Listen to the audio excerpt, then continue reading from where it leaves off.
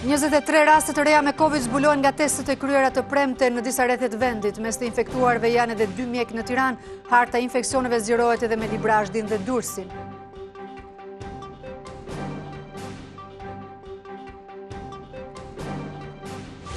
E diela do t'jetë pa kufizime brenda qyteteve, por hyrje daljet në zonat e kuqe do t'jenë të ndaluara. Plazhet për banorët e zonave të gjelbra u hapën që sot, por pushuesit ishin të pakt pasi qytetarët nuk ishin të informuar.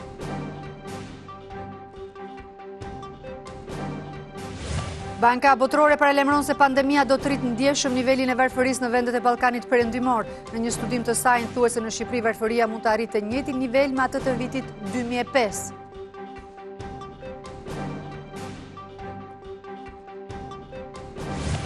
Këshilli politik për reformën zgjedhore do të mblidhet sërish pas dite së bashku me ekspertët. 2 ditë nga skadimi i afatit për përfundimin e reformës, mazhoranca dhe opozita duken larg konsensusit për disa çështje të rëndësishme.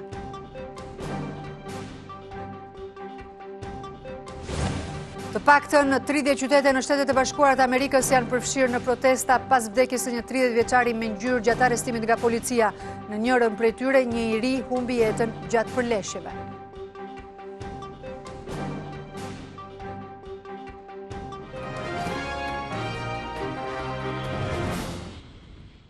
Ju përshëndes të gjithëve, mirë se vini në TV Klan. Jemi drejt për drejt me edicionin informativ të orës 15:30. Do të njemi me informacionet më kryesore për këtë të shtunë 30 maj. 23 raste të reja me Covid-19 janë konfirmuar nga testet e kryera një ditë më parë, ndërkohë që harta e infeksioneve është zgjeruar me qytete të tjera. 2 prej të infektuarve janë mjek.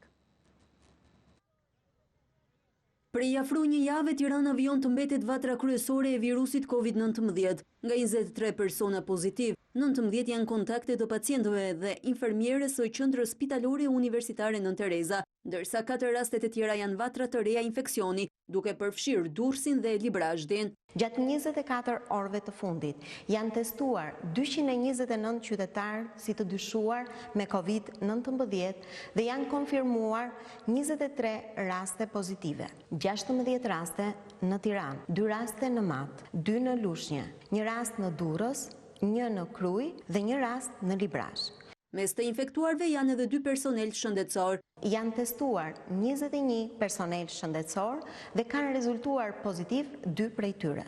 Pas afro 3 javësh rikthehen rastet e intubuar në spitalin e vetëm Covid atë infektiv, ndërsa 3 persona janë shtruar në spital. Aktualisht po trajtohen 26 pacient, nga të cilët 4 janë në terapi intensive dhe një pacient është i intubuar dhe në gjendje të rëndë. Numri totali të prekurve me Covid-19 ka arritur në 1122, por vetëm 232 persona janë ende të infektuar aktiv. Në 24 orët e fundit janë shëruar 6 qytetarë, duke e quar numrin total të shëruarve në 857. Aktualisht, 232 prej tyre janë persona aktiv me Covid-19, kryesisht në rrethet Tiranë, Durrës dhe Krujë. 9% e personelit shëndetësor ka rezultuar pozitiv në testimin serologjik. 10 fasoneri dhe call center janë mbyllur nga Inspektorati Shtetëror Shëndetësor pasi nuk plotësojnë kushtet anti-Covid. Në Tiranë, Durrës dhe Krujë këto biznese u shndërruan në vatrat më të nxehta të përhapjes së koronavirusit. Që prej fillimit të pandemisë më 8 mars, Inspektorati Shtetëror Shëndetësor ka mbyllur 17 fasoneri për shkelje të protokolleve anti-Covid. Në një intervistë për televizionin Klan, drejtoria e Inspektoratit Vjoca Braho tha se 672 fasonerit që operojnë në vend janë inspektuar nga 2 deri në 3 herë. Gjatë disa periudhe ka kryer rreth 1427 inspektime në fasonerit, kur gjithsej janë 672 fasoneri dhe ne kemi vendosur 28 gjoba për mos realizimin e të gjitha masave që janë të përcaktuar në protokollin e kuq dhe njëkohësisht kemi marrë dhe 17 masa për mbyllje të përkohshme të aktivitetit të tyre. Shkelje të masave anti-Covid janë vëre edhe në call center, të cilët në shumicën e rasteve funksionojnë në pallate të banuara. 2 call center janë mbyllur brenda një jave në kryeqytet, një në zonën e Laprakës dhe një tjetër në zonën e Ishtbllokut. Janë kryer 593 inspektime në call center, kur gjithsej në gjithë Shqipërinë funksionojnë 125 call centra dhe vetëm në 3 raste janë marrë masa për gjoba demonstralizimit të këtyre masave të marra për protokollin e kuq, ndërsa në 2 raste kemi mbyllur call centrat. Me hapjen e plazheve nga data 1 qershor, Task Force e inspektorëve të Inspektoratit Shtetëror Shëndetësor, Autoritetit Kombëtar të Ushqimit dhe Drejtorisë së Tatimeve do të vijojë edhe për gjatëvijës bregdetare. Ndryshe nga javët e tjera, ku në hyrje të parkut të liçenit artificial qëndronin policë që ndalonin hyrjen, kjo shtun ka kthyer normalitetin dhe parku është frekuentuar nga çdo grup mosh. Pas 12 javësh kufizim, kodrat e liçenit prej kësaj të shtune janë të hapura për të gjithë qytetarët të cilët duan ta frekuentojnë atë për një shëtitje apo edhe thjesht për të marrë ajër të pastër. Të moshuar, të rinj dhe fëmijë kanë populluar liçenin artificial në kryeqytet në fundjavën e parë pa kufizime. Ata që e frekuentojnë këtë hapësirë thonë se heqja e kufizimeve ishte vendimi i dur, por sërish duhet patur kujdes pasi shifrat e të infektuarve në Tiranë mbeten të larta. Shqyqeri dita që po dalin. Njëra para që po ditni? Po thoj se plotësisht sot patjetër na kish normali. Po i pari është kujdesi, edhe mos i nëmbulesojnë se i pa me lëshom çik veten edhe shikojmë ato parametrat e koronës u rritën shumë shpejt. Derisa ajri bën mirë, duhet ta gëzojmë apo jo, është edhe koha tamam e përshtatshme. Fëmijët janë ata që po gëzojnë më shumë. Përveç qytetarëve, edhe bizneset kanë vijuar aktivitetin e tyre normal në këtë park. Dita e diel do t'jetë pa kufizime për qytetarët. Të gjitha bizneset do t'jenë të hapura dhe lëvizja e këmbësorëve dhe makinave do t'jetë e lirë brenda qyteteve. Por, hyrjedaljet e mjeteve në zonat e kuqe nuk do t'lejohen. Gjithashtu nuk është lejuar lëvizja drejt plazheve nga qytetet që nuk janë në zona bregdetare. Ndonë se plazhi u lejua për zonat e gjelbra, kjo fundjavë ka shënuar pak pushues në Bregdet. Qytetarët thonë se nuk kanë qenë të informuar për heqjen e kufizimeve, por edhe moti nuk ka qenë në favor të tyre. Pas më shumë se 2 muajsh izolimi, kjo është shtuna e parë që qytetarët Durrësak mund të lëvizin pa kufizim orari dhe zone. Madje mund të frekuentojnë edhe Bregdetin, jo vetëm për të shëtitur, por edhe për t'u larë. Ndonë se një pjesë e qytetarëve po shfrytëzojnë Bregdetin, kush për të ecur, kush për të marrë rreza apo edhe për t'u larë. Shumë prej tyre janë të painformuar se kjo fundjavë është pa kufizime. Sot janë hequr gjithë kufizimet për qytetin e Durrësit. E dinit këtë? Ja, këtë nuk e dija. Se di sot të drejtën, unë kam dalë sot. Nuk e dija, këta mendojnë se prit hanës filloj. Megjithatë, ka edhe nga ata që e kanë shfrytëzuar Bregdetin edhe më parë. Ne kemi thyr, papa. Ne kemi shtëpinë këtu dhe na i lejohet. Kështu që s'ka arsye pse të mos na lejohet. Unë kam ditë jam futur me të drejtën se më bën mirë shumë. Shpini kam këtu avë, pse mos i pus që kam, e shfrytëzoj. E tillë është situata edhe në Vlorë. Bregdeti është shfrytëzuar mëngjesin e kësaj të shtune kryesisht për të marrë rrezë dielli, ndonse qytetarët nuk e dinin që këtë fundjavë janë të lirë. U vjen pas nesër kanë thënë. Atë din ata kompetentët, zimi dhe ne çfarë bëjmë. Plazhet mbeten bosh edhe për shkak se temperaturat nuk janë të favorshme. Kryeministri Rama njoftoi se këtë fundjavë vetëm banorët e qyteteve bregdetare mund ta shfrytëzojnë plazhin, ndërsa dalja nga zonat e kuqe është ndaluar deri të hënën. Në vendet e rajonit ndërkohë autoritetet i kanë hapur plazhet, por duke përcaktuar protokolle të qarta. Kronika në një me detajet. Vendet e rajonit i kanë hapur plazhet. Në 2 javët e para të muajit maj u bën të ditura protokollet e sigurisë në Greqi, Maltëzi, Kroaci dhe Itali, duke i lënë mundësinë operatorëve turistik të presin pushuesit. Kushtet e plazhimit janë thuajse të njëjta në vendet e Ballkanit, duke pasur si poshtë orientues distancimin social dhe higjienizimin. Protokolli në Greqi, Kroaci dhe Maltëzi përcakton se sipërfaqja minimale që duhet të zërë një çadër me 2 shezllonge është 16 metër katror. Distanca mes 2 shezllongeve duhet të jetë 1.5 metër nga njëri tjetri.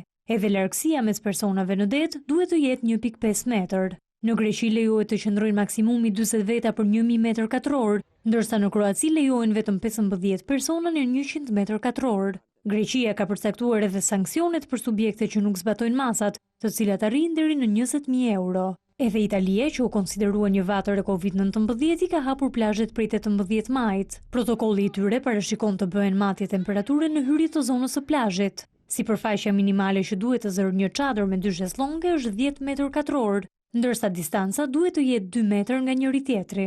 Po ashtu është e detyrueshme që personat të mbajnë të paktën një distancë minimale prej 1 metër. Protokolli parashikon dezinfektim të plotë të mjediseve të plazhit çdo 24 orë dhe vendosjen e dezinfektantëve në vende të dukshme në plazh për përdorim publik.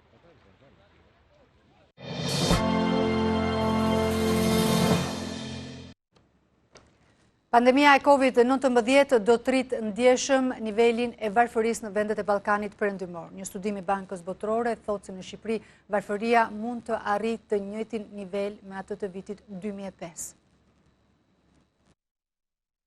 COVID-19 do të zhytë në varfëri vendet e Ballkanit Perëndimor. Një studim i Bankës Botërore mbi situatën se si do të ndikojë pandemia në 6 shtetet e ekonomisë rajonale, rezulton se numri më i lartë i popullsisë së varfër që jeton me më pak se $5.5 në ditë do të jetë në Shqipëri për shkak të strukturës që ka tregu i punës. Banka Botërore vlerëson se në skenarin bazë, varfëria në Shqipëri do të shkojë në 40% të popullatës, duke u rikthyer në nivelet e vitit 2012, ndërsa në atë pesimist mund të rritet në 44%, ku pothuajse gjysma e vendit zhytet në varfëri dhe niveli shkon në atë të vitit 2005.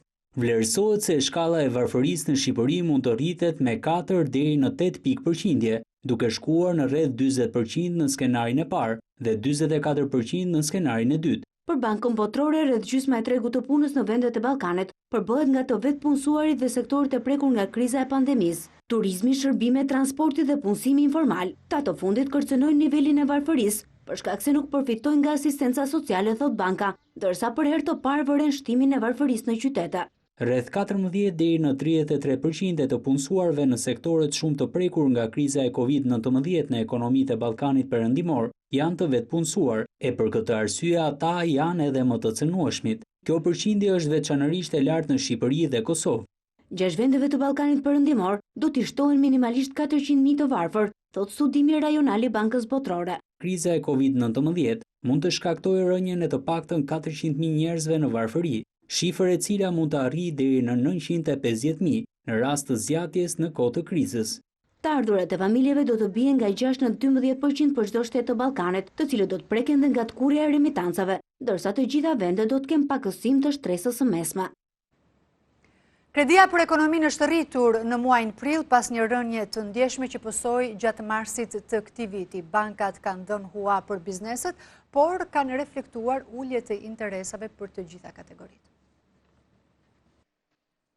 Në muajin prill, kredia e re për ekonominë arriti në 17.2 miliard lek, duke u rritur me 55% krahasuar me marsin e këtij viti, periudhë që pësoi rënien më të madhe të aktivitetit kreditues gjatë viteve të fundit. Sipas statistikave të Bankës së Shqipërisë, portofoli i huave të dhëna ndaj biznesit dhe individëve mbetet sërish i ulët, po të krahasohet me një vit më parë. Por sistemi bankar në prill ka reflektuar një zbutje të moderuar të interesave për të gjithë zinxhirin kreditues, si për individët edhe për bizneset. Bizneset morën kredi me një normë mesatare prej 6.01% në prill, nga 6.37% që ishte interesi në mars, ndërsa për individët, interesat pësuan një rënje të konsiderueshme në masën 1.51 pikë përqindje. Të dhënat tregojnë se 2 sektorët që kanë marrë kredin më të madhe janë tregtia, shëndetësia dhe industria përpunuese. Portofoli i madh kredia rezulton të jetë dhënë edhe për ndërtimin, por shifrat rezultojnë të ulta krahasuar me mesataren historike të kredisë për këtë deg. Shumica e huave të kërkuara janë për kapital pune, nga bizneset të cilat gjenden në vështirësi likuiditeti,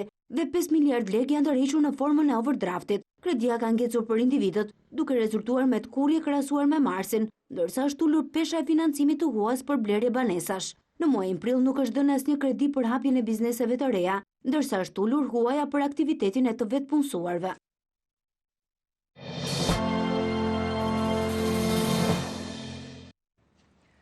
Kryetari i Partisë Demokratike Lulzim Basha është takuar me banorët të ish-kënetës në Durrës për të folur për pasojat që ka lënë pandemia globale COVID-19 në ekonominë e tyre.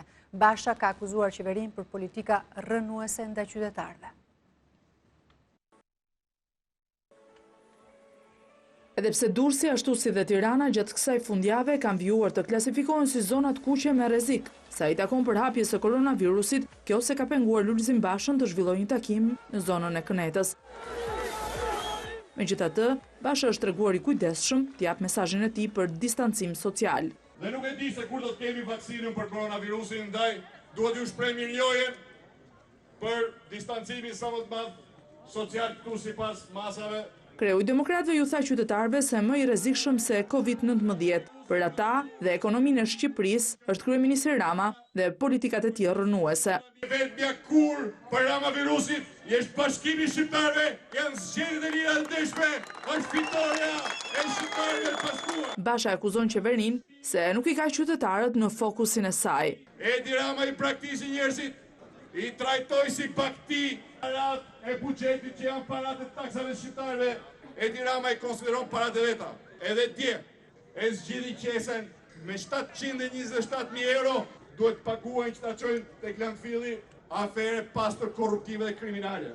Basha përsëriti se ai dhe ekipi i tij demokrat janë të vetmit që kanë vizionin dhe vullnetin për t'ju dhënë shqiptarëve një qeveri normale.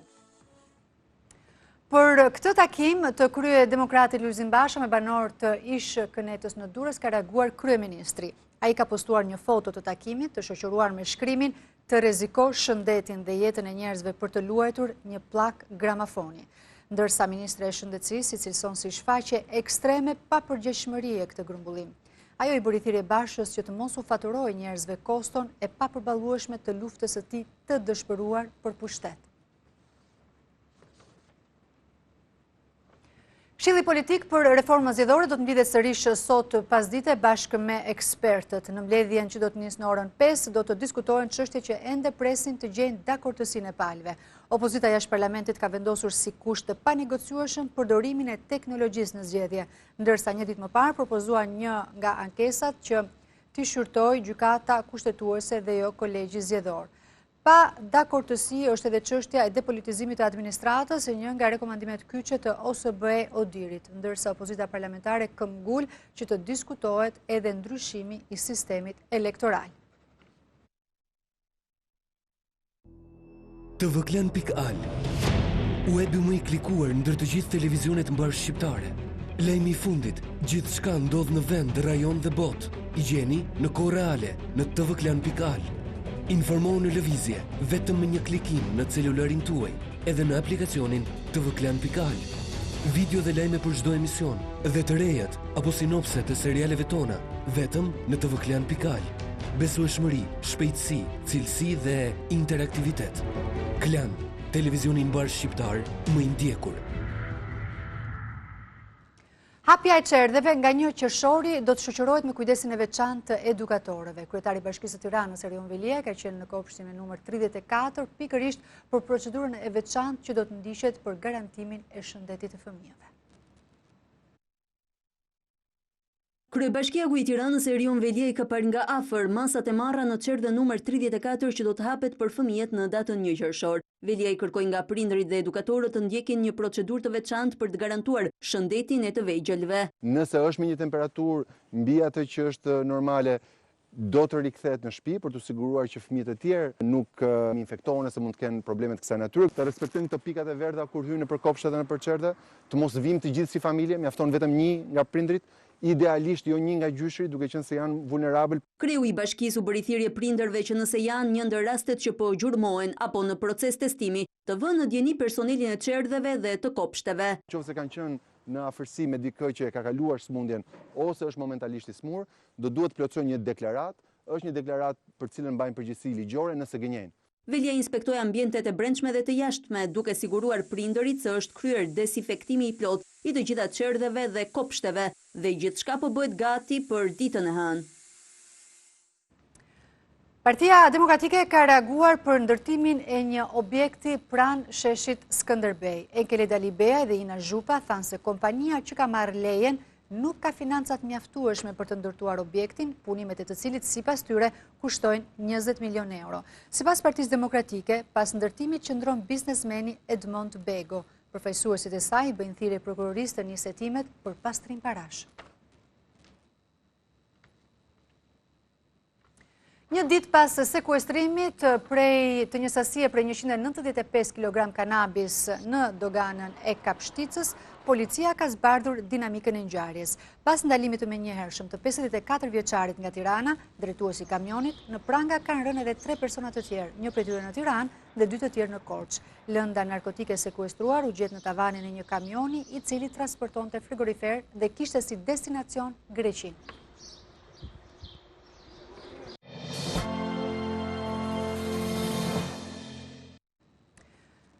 Presidenti i Maqedonisë së Veriut Stevo Pendarovski ka mbledhur Këshillin e Sigurisë për të vendosur mbi gjendjen e jashtëzakonshme drejt për drejt nga Shkupi, na informon kolegja e Klan Maqedonisë Xhumadie Ibrahimi. Xhumadie, të përshëndes, çfarë vendimesh u morën në Këshillin e Sigurisë? Po, përshëndetje, atëherë para disa çastësh përfundoi edhe Këshilli i Sigurisë tek presidenti i vendit Stevo Pendarovski, ku u mor vendim që situata e jashtëzakonshme në vend të shtyhet edhe për 14 ditët e ardhshme. Ky vendim u mor për shkak se numri të infektuarëve me COVID-19 në Maqedoninë e Veriut në vazhdimsi i porritët.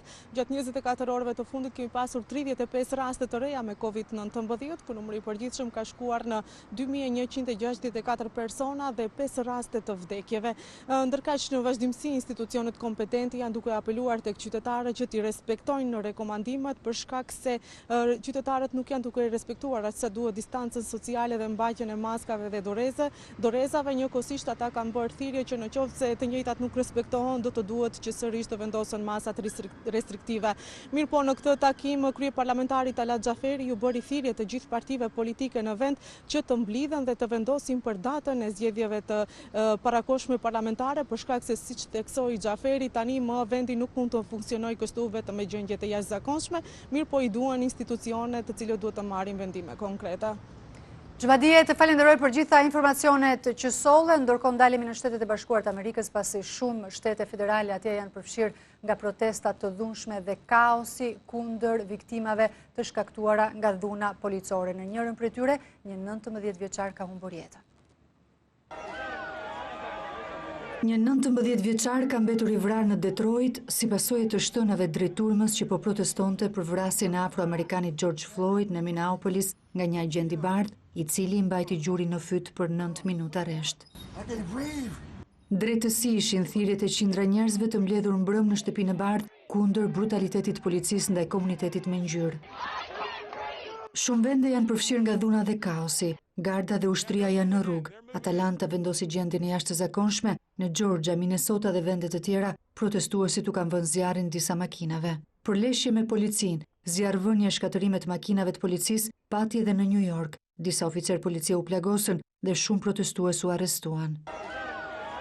Presidenti Donald Trump kërcënoi në Twitter protestuesit duke thënë se kur nisë dhuna dhe plaçkitjet, nisin edhe të shtënat, por menjëherë më pas, dhe Twitter shtoi një njoftim se mesazhi i kreut të Shtëpisë së Bardhë shkelte rregullat e tij për glorifikimin e dhunës. Njerëzit u irrituan më shumë kur rezultatet e para të autopsisë së kryer në trupin e George Floyd treguan se ai nuk u mbyt nga që polici i vuri këmbën në fyt. Familjarët kërkojnë autopsi të pavarur.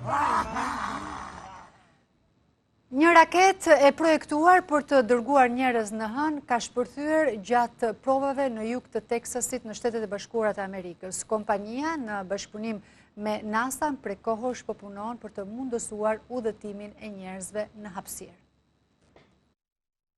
Një prototip i raketës së kompanisë SpaceX e quajtur Starship shpërtheu të premten gjatë provave në jug të Teksasit. 394 metra i gjatë, Starship është krijuar për të transportuar njerëz dhe 100 ton ngarkesë në hënë dhe Mars. Ishte automjeti planifikuar për gjeneratën e ardhshme për të bërë të përballueshëm udhëtimin e njerëzve në hapësirë. SpaceX ishte në mesin e 3 kompanive në garë, të cilat në bashkëpunim me NASA do zhvillonin sisteme raketash të afta për të transportuar ngarkesa dhe njerëz në hënë. Ngjarja ndërkohë nuk ka të bëjë me përpjekjen e SpaceX për të futur në orbit astronautët e NASA-s Doug Hurley dhe Bob Behnken pas dështimit të tentativës së parë për shkak të motit jo të favorshëm. Fluturimi i tyre drejt stacionit ndërkombëtar hapësinor do tentohet sërish sot.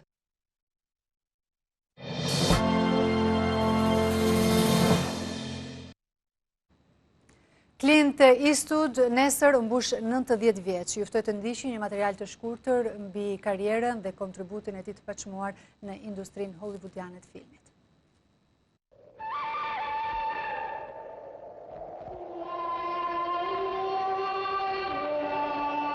Clint Eastwood mbush 90 vjeç. Aktori legjendar i ekranit të madh, prodhuesi dhe regjizori, lindi në San Francisco, Kaliforni, në vitin 1930. Karrierën e nisi në vitet 50 dhe identifikohet shpejt për rolet e ashpra apo figurën e kaubojit.